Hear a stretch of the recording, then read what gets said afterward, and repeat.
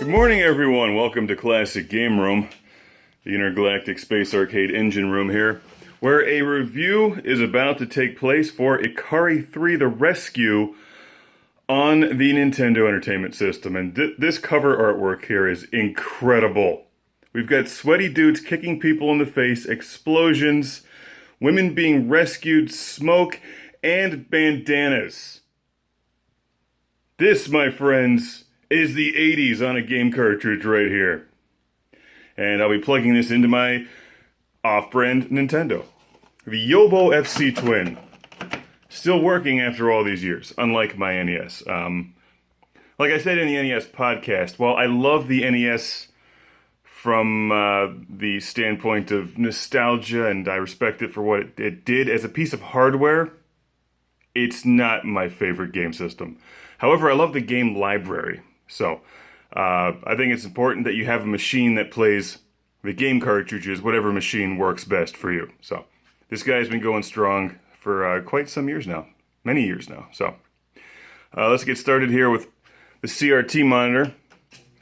One of the things I like to do is wave to everybody, is record off CRT and direct feed recording into the editing system to show some variety depending on what kind of equipment you're using. For these old games like the NES games, they were meant to be played on CRTs, so I think it's important to show them on a classic television, as well as the direct feed, where I'll probably use a Retron 5. Now if we look to my right here, you'll notice the shelves are gone. They're actually right behind me, but that's because I had to move them after we got quite a bit of rain in space that backed up a drain. Thankfully, nothing was ruined. Nothing at all, but I have to shuffle some things around. And let's get started here with the fun part of the show, which is playing the games. And then talking about the games.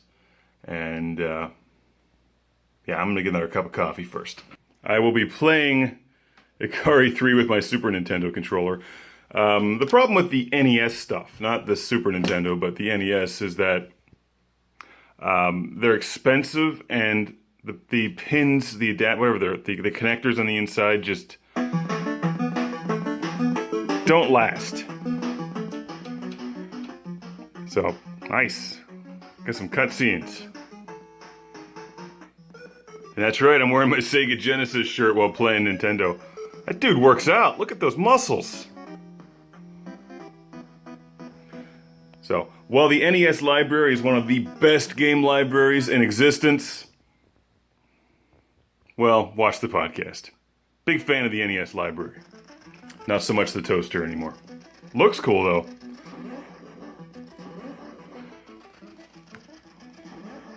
Just like Ikari Warriors on the CRT. As you can see, a lot of these old school games, for you youngsters, were meant to be played two-player in the same room. This is hard to believe anymore, I know. On the couch, co-op or multiplayer.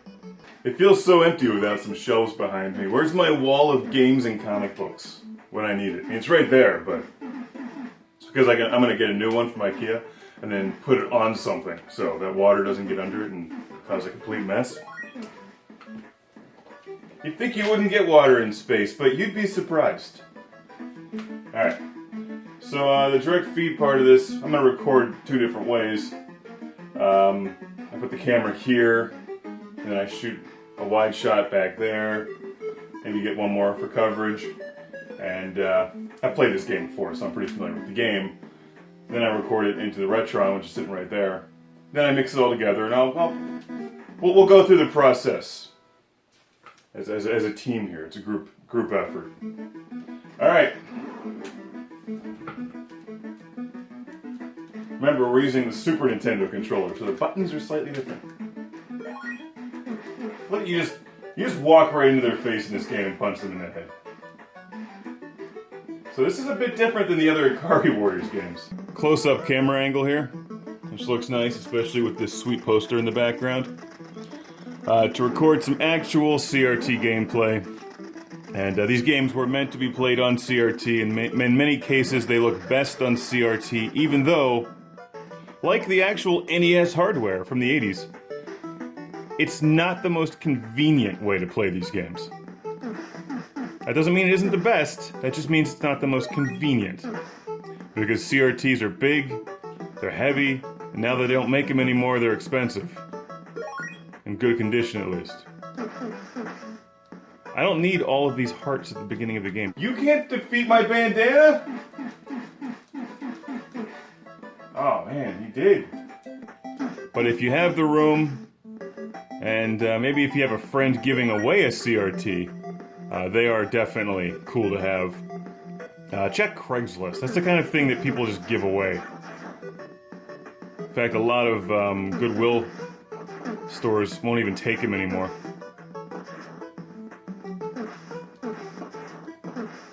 And you'll notice that if you follow places like Barcade on Instagram or something, they stockpile them for their games. Because you can't buy them anymore. They're dinosaurs. They're obsolete, just like me. Got the classic NES water effect going on here.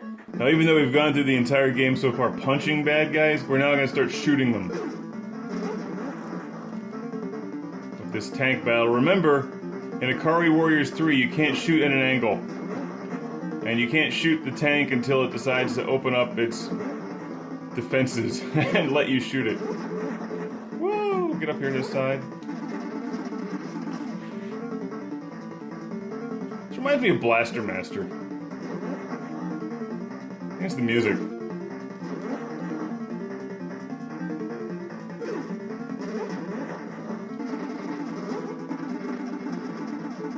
Woo! I've figured you out, tank. Wow! A lot of people ask me these days, is it important to have a CRT, an old school television, to play these retro games? It depends on the room that you have, because they're big. And nowadays they're getting expensive, because they don't make them anymore. So I don't know if it's necessarily important. It's nice to have, but it depends on your budget. I've had this for 20-some years, so it was here.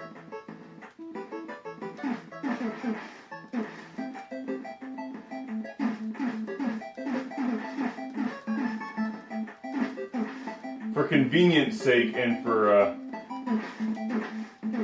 budget reasons, I would recommend an LCD or something. Gotta be honest. Come on, guys. My fists want to meet you. They're lonely. Ah. How come I don't have a gun, but all of them do? This is not fair. Did you guys not play any of the other Ikari Warriors games? So you see, this is how the reviews are made. I actually play the games. And I sit down and have a good time with them, or not, depending on the game. And try to mix it up and make it look good and make it entertaining for you. So I'm going to change the camera angle a bit here and shoot some closer footage, which may or may not make it into the real review. I'll probably shoot this stuff like twice to make sure it's good. He likes to jump.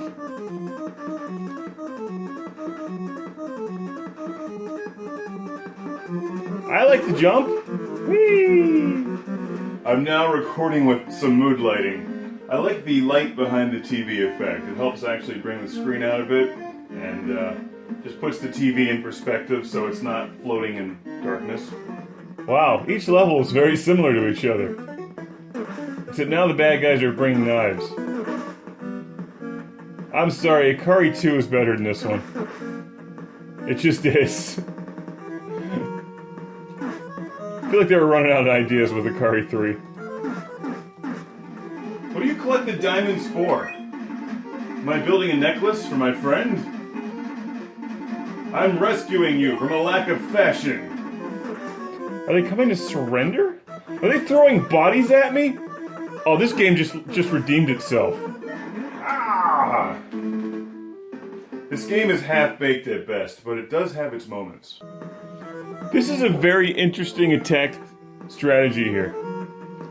They lay on the ground, and then when you come near them, jump kick you. I'm just gonna run through this part. Alright, here's my guy down here just hanging out. And up here is this dude. Just eventually he's gonna get tired and die from exhaustion, so. We have ballet soldiers. We have rock throwing soldiers.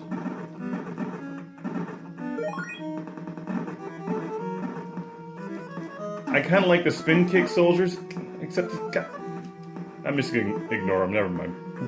He can just stand there and spin kick all day for all I care. She doesn't have a face. Now that I have defeated the game, it's time to buy the season pass and get all the DLC for Ikari 3. So there you have it, kids. Ikari III The Rescue, the classic gamer room review being filmed. My daughter is safe and only mildly irradiated. And when I'm done recording it off the CRT, I will record it with the Freemeister! Enemies, I shall defeat you with Flickr. A photo sharing service from the future. Get your CGR shirts and glassware at ClassicGameRoom.com. Classic Game Room is brought to you by Magnum Skywolf. CGR is supported by fans on Patreon. Thank you.